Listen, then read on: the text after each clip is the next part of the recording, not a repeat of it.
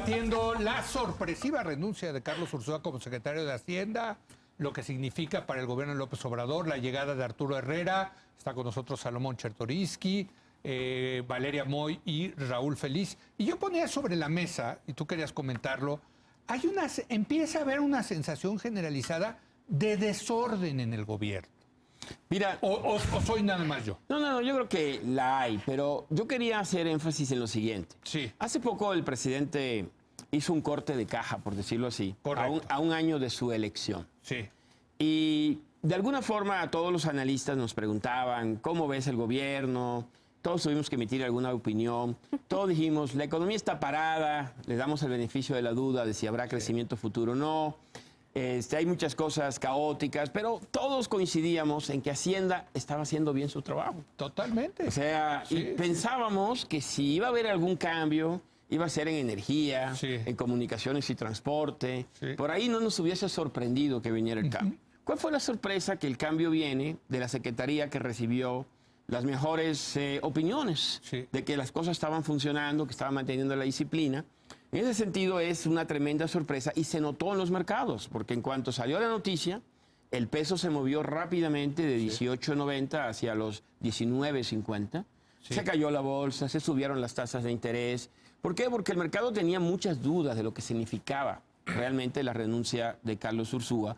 Y también porque el mercado al equipo de Hacienda le estaba dando un voto de confianza, o le sigue dando un voto de confianza. Bueno, y en estos términos, la renuncia, porque no solamente es lo duro de la renuncia, también viene a comprobar algo que sabíamos ya de la carta Germán Martínez, que son las profundas diferencias que existen dentro del gobierno de López Obrador.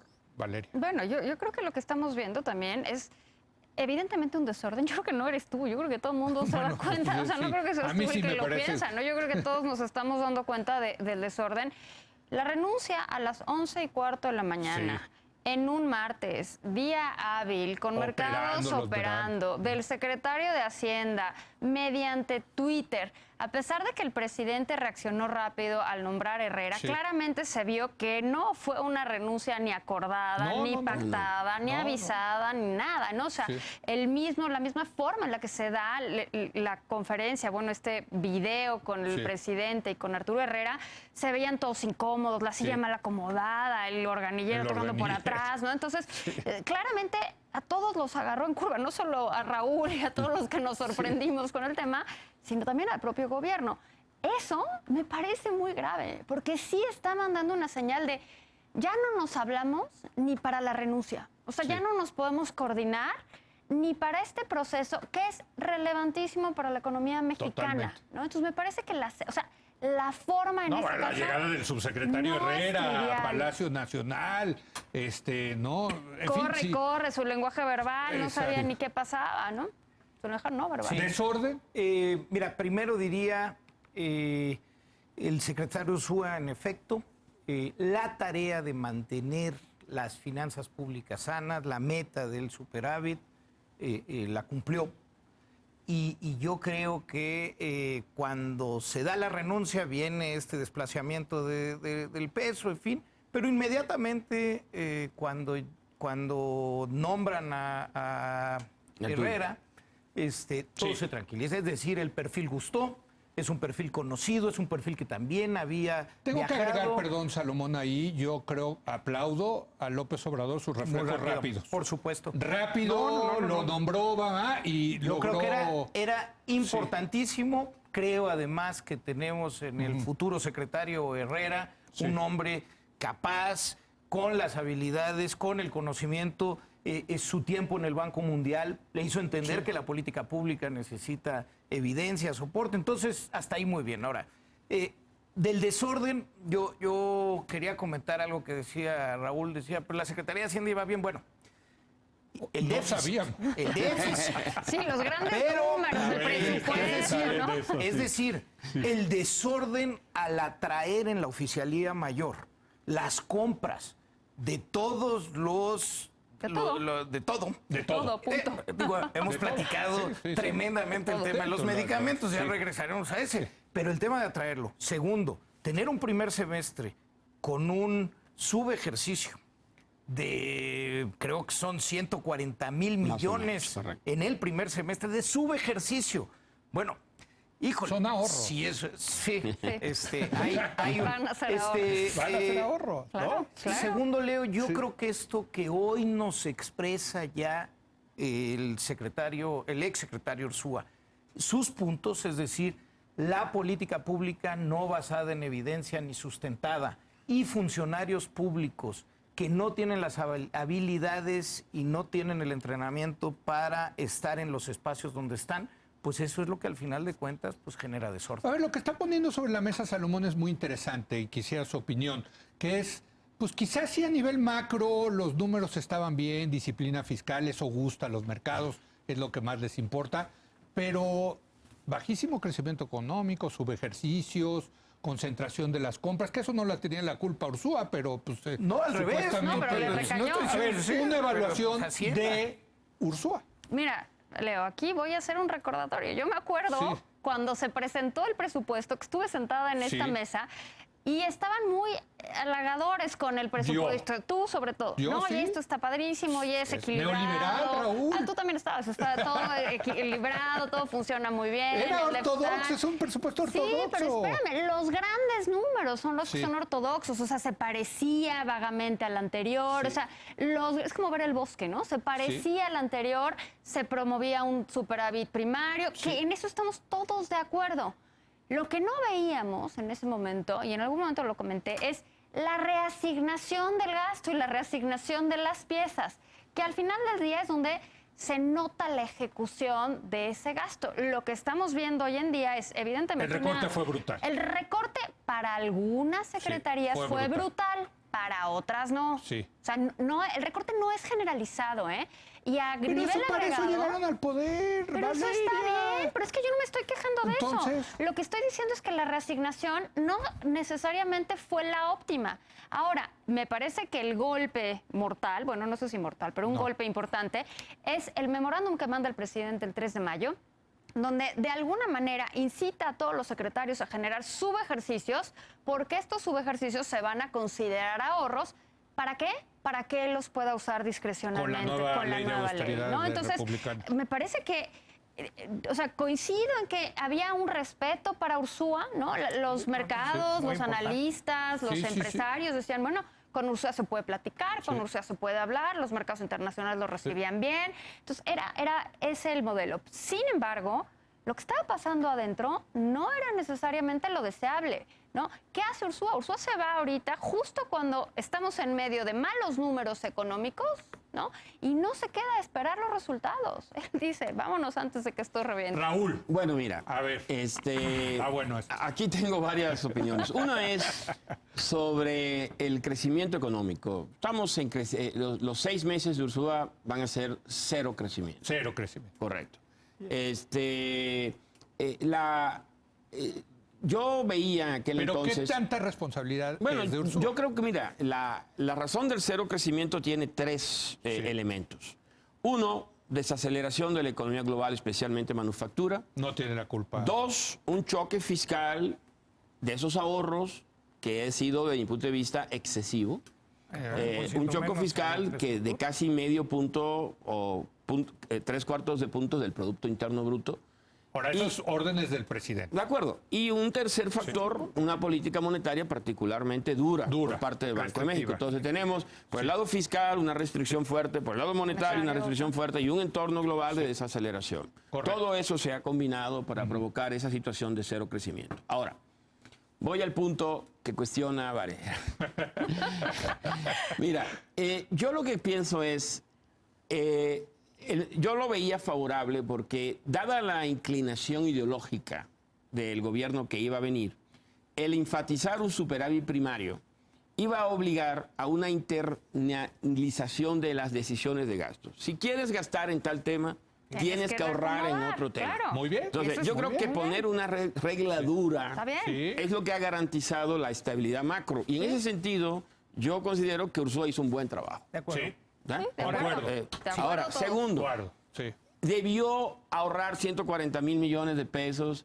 Eso refleja, tal vez refleja lo que le pasa a todo nuevo gobierno, y en particular a un nuevo gobierno que nunca había estado en el control del gobierno federal. Sí. Pero creo que especialmente también refleja la intención que tiene el presidente de cambiar las prioridades de forma radical hacia el segundo semestre. Entonces, esperemos que ese gasto se ejerza en el segundo semestre.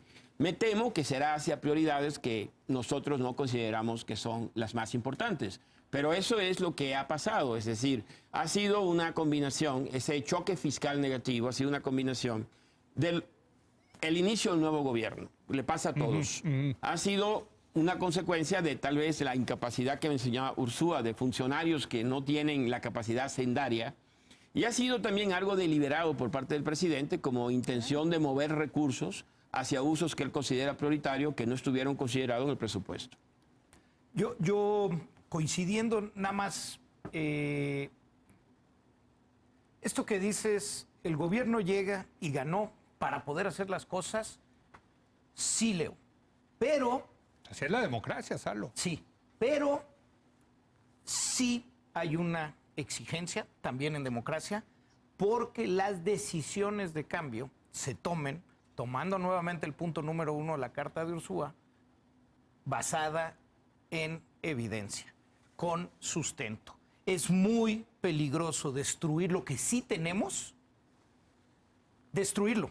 Pero es decir, esa ha sido la marca de la casa. No, el borrón y cuenta... de este gobierno. De este gobierno. Sí. No, y siempre hay una tentación cada 6 años a decir, borrón y cuenta nueva, pero hay el cuidado de no tirar el agua sucia de la bañera con todo y el niño. Es decir, a ver, espérate, el programa Progresa empezó con el presidente Zedillo. Llega el presidente Fox con un mandato de cambio, y dice, a ver, las evaluaciones dicen que esto va funcionando y van otros 6 años. Llega el presidente Calderón y dice, oye, esto hay que adecuarlo y hay que tal, pero hay que continuar. Llega el presidente Peña y dice, esto está... Bueno, y aquí, pues antes de ver la evidencia, la evaluación, 6 millones de familias que reciben el programa Oportunidades, pues va, y voy a hacer otra cosa. Yo digo, se vale cambiar las decisiones de política pública, pero no es menor el que también podamos exigir como ciudadanos que las decisiones de cambio se basen en evidencia, y hoy nos los confirma uno de los hombres centrales del equipo del presidente. Ahora, es evidente es evidente que Ursúa estaba a disgusto con lo que estaba pasando. Y yo quiero preguntarles, ¿qué responsabilidad tiene el presidente en esto? Porque luego no se habla de esas cosas. ¿Qué responsabilidad tiene el presidente? El presidente, ¿qué responsabilidad tiene el presidente en el manejo de su equipo, de su secretario de Hacienda? En fin, ¿no? Ahora, porque, mira, cuando renunció Germán Martínez, le echó la culpa a la Secretaría de Hacienda, porque Germán es un político y no se quería pelear con López Obrador. Pero el que ha manejado la política económica y sido muy claro ha sido el presidente. En ese sentido, ¿qué responsabilidad tiene hoy el presidente López Obrador de lo ocurrido hoy? Bueno, el presidente gira las instrucciones. El presidente está ocasionando que parte de su equipo... Ahora, Ursúa era muy cercano, no sé si lo sigue haciendo después de esto, pero Ursúa era cercano al presidente. Correcto. Entonces, lo que vamos a ver ahora es si esto rompe esas relaciones o no rompe esas relaciones. Los funcionarios están actuando siguiendo las órdenes del presidente o no pudiendo lidiar con esas órdenes. Salo decía una cosa importante, ¿no? La evidencia.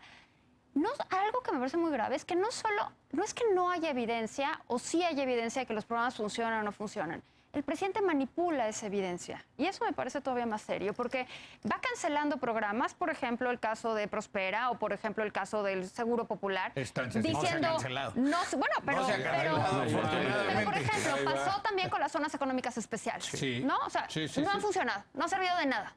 Pero eso lo dice el presidente. ¿Dónde está la evidencia? Nadie sabe. Las estancias infantiles, no. Hay un chorro de niños desaparecidos. No ha habido ningún... La Policía Federal tiene que desaparecer porque... No, porque todos son corruptos. Sí. No ha habido evidencia de ninguna de estas acusaciones. Entonces, lo que me parece grave en el tema de la evidencia no es que no la haya. Es que el presidente genera expectativas o manipula la percepción pública. Pero entonces, a lo mejor esa crítica que está haciendo Ursúa es al presidente.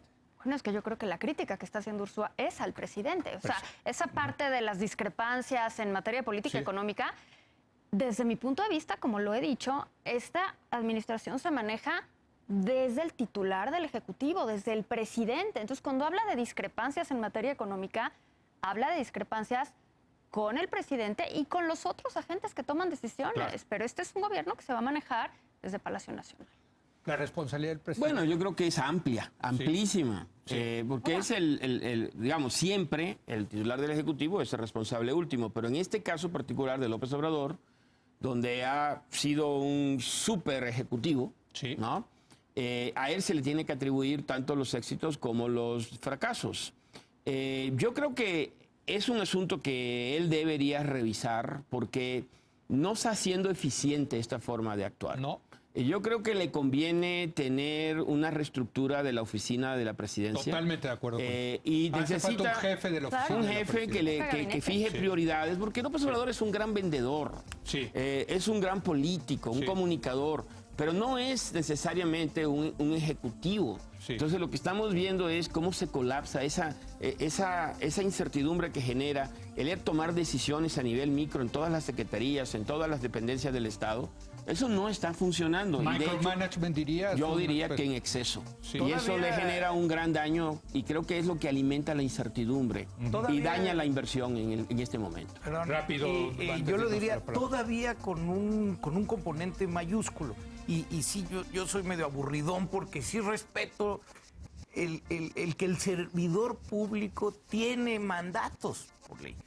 La intromisión a los mandatos que tiene explícitos por ley el secretario de Hacienda. Es decir, si alguien desde Los Pinos trata... Ya no hay pino. Perdón, desde Palacio Nacional trata de inmiscuirse en las responsabilidades que por ley le corresponden. Mira, puede ser acusado de... Bueno, por supuesto que de extralimitarse pero de extralimitarse por un lado y de omisión por el otro. Pero déjame poner un ejemplo muy claro y no me imagino cómo el exsecretario Ursúa se debe de haber sentido. Pero por ley orgánica y la ley de planeación, quien tiene la responsabilidad de presentar el Plan Nacional de Desarrollo es la Secretaría de Hacienda. Pues la entregó el secretario de Hacienda y se la rehicieron. O lo hicieron otros. Bueno, yo digo, ¿qué debe de haber sentido el exsecretario de Hacienda cuando su responsabilidad mayúscula en el sexenio? El primer acto de aquí está el mapa de ruta desde la Hacienda Pública, pues no les gustó y se lo cambiaron. Bueno. Vaya, hay una intromisión. Vamos a hacer una breve pausa y si les parece, ¿qué sigue? Quiero hablar de Arturo Herrera, de su primer discurso, cómo lo tomaron los mercados, cuáles son los retos económicos del secretario y, por cierto, lo adelanto, el elefante que estaba en la sala y del cual nadie habló, que se llama Pemex. Ahí, Raúl, tú lo has dicho. Es que no estaba en la carta, no estaba en la carta. Pero danos chance, ahorita en lo que sigue hablaremos de Pemex. Ahorita vamos a eso, regresamos.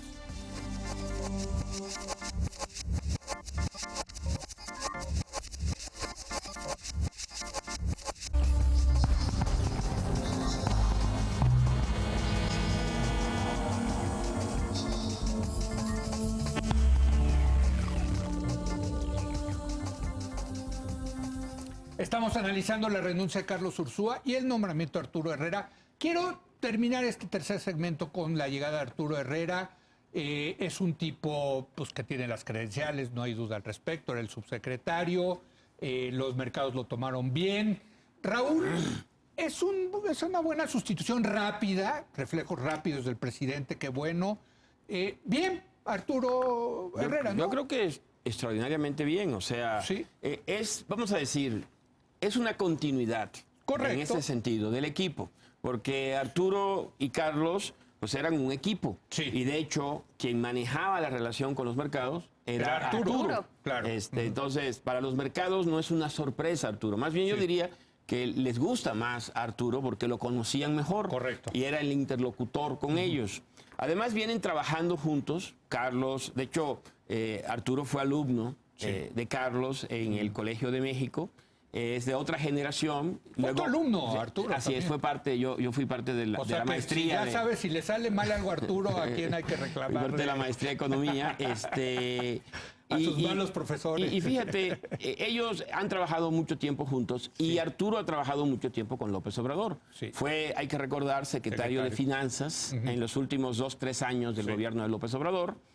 Creo que es una persona que López Obrador le tiene auténtico cariño, que tiene cercanía con él. Mira. En ese sentido, es un estilo diferente también en lo personal de Carlos. A veces la personalidad también juega un papel muy importante. Quiero preguntarles porque un par de veces lo desmintió el presidente Arturo Herrera siendo subsecretario.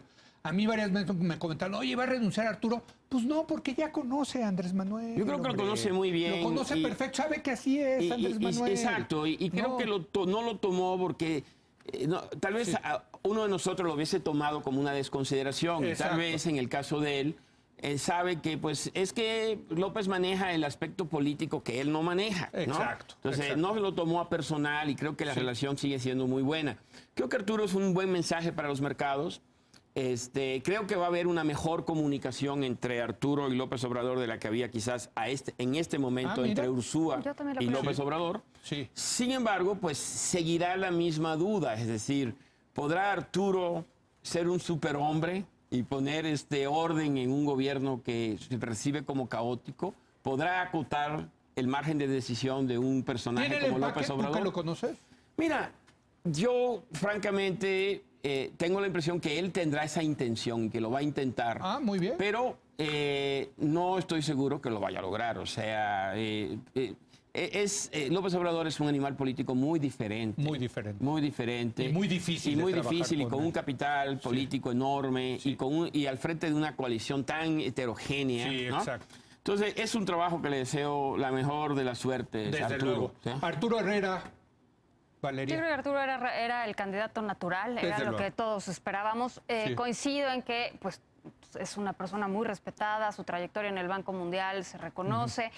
Le gusta la evidencia técnica. Habiendo estado en el Banco Mundial, pues básicamente no hay de otra, ¿no? Por eso dijo que Dos Bocas no se iba a construir. Bueno, por eso dijo que Dos Bocas no se iba a construir y que la tenencia era un buen impuesto porque era progresivo y que servía para recaudar. Con lo cual no puedo más que estar de acuerdo con el tema, ¿no? En ese sentido... Estoy completamente de acuerdo, le deseo la mejor de las suertes y creo que puede ser un mejor secretario de Hacienda que lo que fue Ursúa. Mira.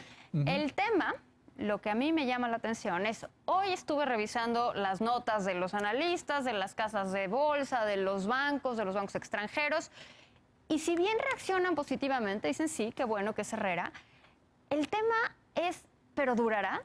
Y hay una nota en particular que le llama a Herrera un equilibrio inestable, ¿no? Entonces dicen...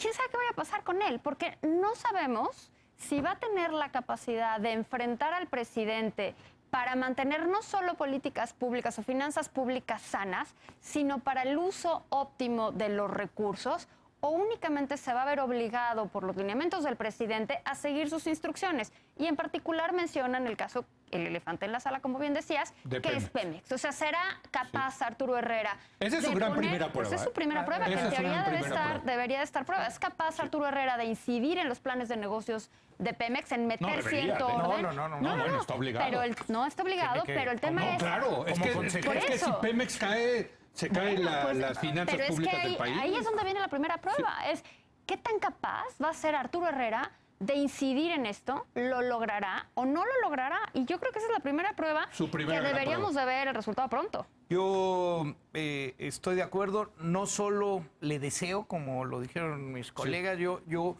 ¿en qué lo apoyamos como país? Hay que generar en los espacios donde nos movemos el ánimo de confianza hacia el nuevo secretario de Hacienda. Es importante que le vaya bien porque estamos en un franco momento de desaceleración. No vamos a llegar al 1% este año y para que nos vaya un poquito mejor, hay tareas inminentes que recaerán en los hombros del secretario de Hacienda. Sí, la deuda de Pemex es un tema inminente Tienen que presentar la semana que entra el plan de negocios. El plan de negocios. Bueno, y ya traes a Fitch. Sí, claro. Bajo de inversión. Tienes que entrarle. Tienes que recuperar la confianza para la inversión y vas a tener que mandar un montón de mensajes de certidumbre que después del aeropuerto, después de los ductos de gas, en fin. Estuvo bien hoy, ¿no? Su primera conferencia. Estuvo bien, yo lo veo muy bien. Muy bien. Mucho más Digo, tranquilo. después de la cara que tenía de La cara en la que mañana. hasta se hicieron ahí va a tener que entrar. memes al respecto, pero después estuvo Va a bien. tener que entrarle muy fuerte al gasto y a la inversión de gobierno. Otra vez, venimos de subejercicio. El segundo semestre es fundamental y ya dependerá de él mover y agilizar el gasto del gobierno, y esto es fundamental. Necesitará agilizar la inversión pública, estamos 14% abajo, necesitamos meterle muy rápido el acelerador, y bueno, en todo este contexto, pues tenemos al presidente Trump, pues que ahí está. No, bueno. Ahí está. Ya no nos empieces No empecemos con el optimismo. Raúl, tú querías. Mira, yo lo que diría es lo siguiente. Me gustó mucho lo que dijo Arturo, Sí, porque es un mensaje a los mercados. Sí. Volver, aunque suena redundante, a decir que hay un apoyo a la independencia de Banco de México y a la política monetaria de Banco de México. Correcto. Me parece fundamental. Y al superávit primario. Al superávit primario. Para mí esos son dos pilares de la política macro. Ahora, el tema de la inversión pública y el tema de Pemex van unidos. Sí. En realidad el gobierno atraviesa una crisis en Pemex que ellos no la provocaron. O sea, el derrumbe del nivel de inversión que hubo en el sexenio pasado es lo que hizo que se colapsara la producción. Entonces, el esfuerzo que quiere hacer López Obrador con este dinero ahorrado es canalizarlo en este plan de negocio de Pemex para tratar de estabilizar y comenzar a echar a andar la producción este mismo año. Eso estaría bien. Bueno, esa es la apuesta. ¿Tendrá Esa sería éxito una buena o no? apuesta. Esa es la gran refinería pregunta. no. La refinería no. La refinería no va este año. La refinería no va este crees año. que no? No. Bueno, déjenme porque me quedan 5 minutos. Y sí quiero decirles algo. Que desde que yo conozco, bueno, desde que empezó López Obrador 2005, 2006 a tratar de ser presidente, siempre habían 4 economistas que orbitaban alrededor de López Obrador. Buenos los 4 y que daban gran confianza. Rogelio Ramírez de la O, Correcto. Gerardo Esquivel, Carlos Ursúa y Arturo Herrera. Rogelio Ramírez de la O ya dijo que él no quiere trabajar en el gobierno porque tiene una muy exitosa consultora económica. Esquivel, que iba a ser subsecretario de egresos, se lo llevaron de aquí de la hora de opinar y acabó de subgobernador en el Banco de México. Ursúa ya se fue de Hacienda. Queda Herrera. Se acabó el bullpen. No, siempre habrá. Oye, Hay una reserva enorme. País de 125 millones desde luego, pero, de habitantes. Desde luego. Economistas de la UNAM, del CIDE, del CONEX, del ITAM. No, espérame Hay gente muy talentosa. Pero en este los país. 4 más cercanos a López Obrador, que vienen orbitando desde 2000, ¿o no? Sí. 6 Sí. son tan es así que no sé si sepan hoy. ¿Quién va a ser el subsecretario? Pues no lo han Bueno, es probable. No, ¿de qué hay? No hay. Se menciona el jefe de la unidad se llama de crédito público. No de crédito público, es el jefe de planeación hacendaria. Sí. Y posiblemente también ahí está Carlos Noriega, que suena como una posibilidad, que ya fue subsecretario del ramo con Ángel Gurría. Pero ¿no sientes que se les está desgastando el bullpen de los más cercanos de López Obrador? Es correcto, o sea, quedan pocos de los nombres de los que mencionaste, se puede volver a reciclar, ¿no? Hay gente muy talentosa en este país. O Varelia puede revaluar su título en la UNAM, o sea, puede revaluar su título en la UNAM. Gente que trabajó con el presidente López Obrador, economistas muy serios como Enrique Prudencio, como el director de la Facultad Pero no de están Economía en de esa órbita. Pero han trabajado con él, Ese son es mi punto. economistas. Pero va a tener que abrir la órbita. Profundamente. Bueno, ese es el punto, ese es el punto. O sea, Bueno,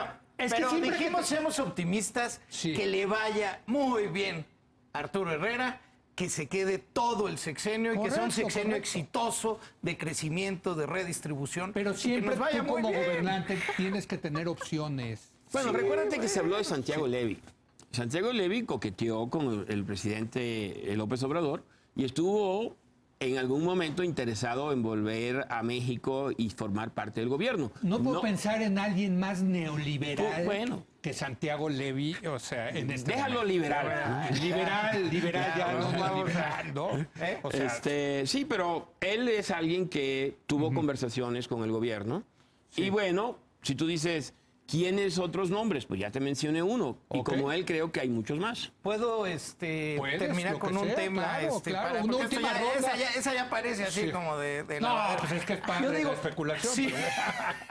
Bueno, vamos concluyendo. Salo. Creo que para el secretario Herrera, futuro secretario Herrera, ahora que lo ratifiquen, vienen temas muy relevantes. Ya mencionaba algunos. Uno que yo le quisiera poner en la discusión pública, porque creo que es urgente, porque creo que el superávit primario, cómo se están dando las cosas, cómo se está dando el crecimiento, cómo se está dando la recaudación, que nos fue bien por el tema del IEPS, de gasolinas, hay que decirlo, no nos va a dar para todo lo que se quiere hacer.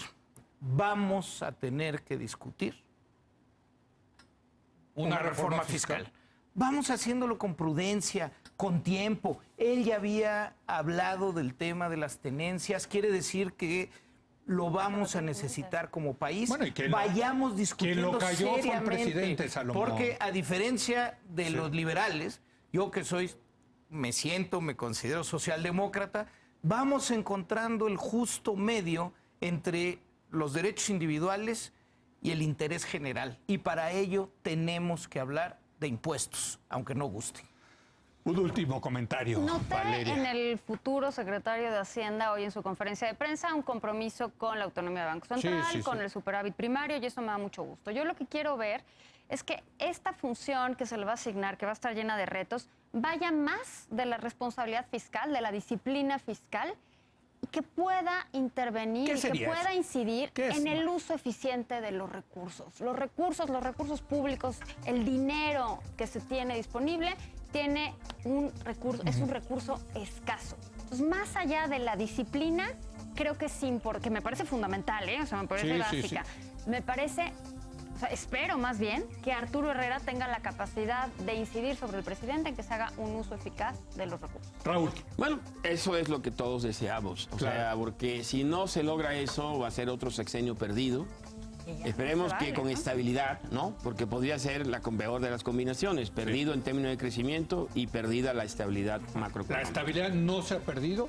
No se ha perdido. La estabilidad sigue siendo un valor importantísimo. Y yo creo que el presidente lo entiende. Lo entiende. Y eso me da cierta confianza de que después, tal vez de algunos errores, que espero que no sean muchos, finalmente encuentran esa fórmula que Valeria sugiere de usar eficientemente los recursos del sector público.